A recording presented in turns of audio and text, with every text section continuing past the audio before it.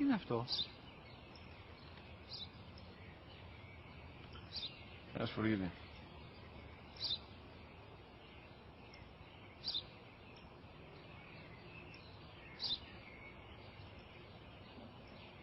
Τι είναι αυτό? Μόλις τώρα στο πατέρα, σφουργίτη είναι.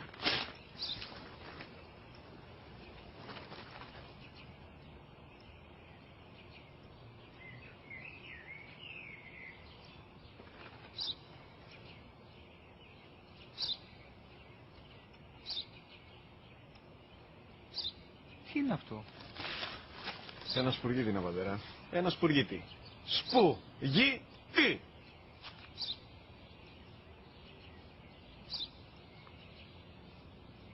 Τι είναι αυτό? Γιατί το κάνεις αυτό το πράγμα, μπορείς να μου πεις? Τόσες φορές σου είπα, είναι ένα σπουργίτη. Δεν το καταλαβαίνεις. Πού πας?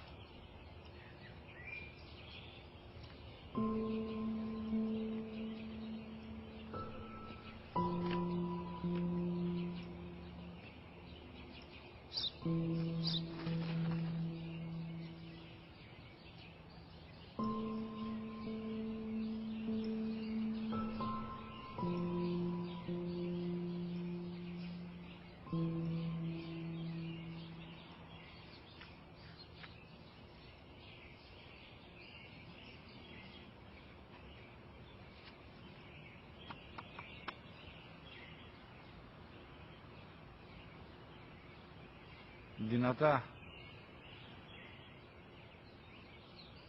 Σήμερα ο μικρός μου γιος που πριν λίγες μέρες έκλεισε τα 3 καθόταν μαζί μου έξω στο πάρκο όταν ένα σπουργίτη ήρθε και κάθισε απέναντί μας. Ο γιος μου με ρώτησε 21 φορές τι ήταν αυτό και του απάντησα και τις 21 φορές ότι ήταν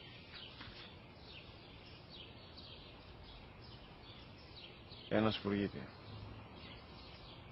Τον αγκάλιασα τρυφερά και τις 21 φορές που μου έκανε την ίδια ερώτηση, ξανά και ξανά,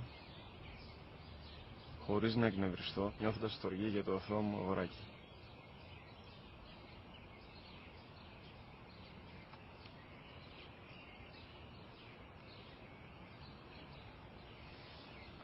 وَقَضَىٰ رَبُّكَ أَلَّا